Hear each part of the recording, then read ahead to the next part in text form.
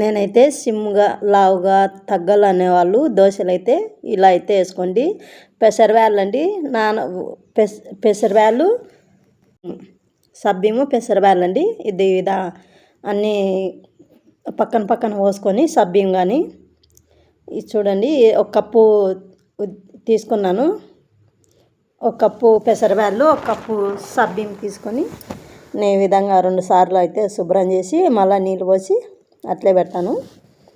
సబ్బిం కానీ 2 సార్లు శుభ్రం చేసుకొని చూడు ఈ విధంగా ఒక కప్పు గిన్నె అయితే నీళ్ళు పోసి ఇంకా ఇది అనేది శుభ్రంగా 2 సార్లు కానీ 3 సార్లు కానీ కడిగి పెట్టుకుంటాము. ఇది నైట్ అంతా నానాలండి, పగులైనా కానీ కనీసం 4 గంటలన్నా నానాల.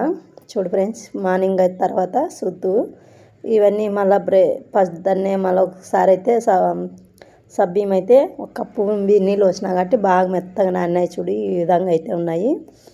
పెసరబ్యాళ్ళు వచ్చేసి మళ్ళీ ఒకసారి పెసులన్నీ కడుక్కొని 2 సార్లు శుభ్రంగా వేసుకొని మిర్చికి అయితే వేసుకోవాలా. చూడు ఫ్రెండ్స్, ఈ విధంగా లావు తగ్గాలని అనుకునే వాళ్ళైతే చాలా మంచిది. ఈ ట్రిప్ను అయితే ఫాలో అవ్వండి. చూడు ఈ విధంగా నేనైతే 2 కలిపి వేసుకుంటాను. ఈ మిర్చికి బాగా మెత్తగా అయితే పట్టించుకోవాలండి. వచ్చి పచ్చిమిరపకాయ వేసి బాగా నున్నగా పట్టుకొని మిర్చికి ఈ విధంగా అయితే నేనైతే చూడు ఫ్రెండ్స్, ఈ విధంగా అయితే నేను చేస్తున్నాను. మామూలు దోశల కంటే ఇవి చాలా మేలు. ఇవి వారానికి 2 సార్లు కానీ 3 సార్లు కానీ చేసుకుంటే చాలా మంచిది, బరువు తగ్గేది కానీ అట్లా ఉంటుంది. ఈ విధంగా అయితే నేను చూడు ఫ్రెండ్స్ చేస్తున్నాను.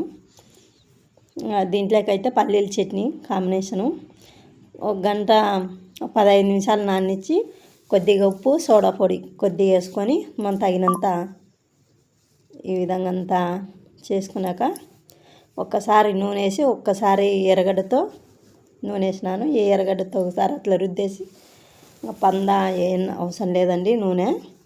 ఒక్కసారి చేస్తే ట్రిప్పు ఈ విధంగా వేసి చాలా మంది దోశపిండి కంటే నున్నగా పట్టుకోవాలండి. ఈ విధంగా వేసుకుంటే చాలా మంచిది, బరువు కానీ తగ్గుతారు. సో ఫ్రెండ్స్, ఈ విధంగా అయితే చేయండి. లైక్ చేయండి, షేర్ చేయండి ఫ్రెండ్స్. బాయ్. పల్లీల చట్నీ కాంబినేషన్.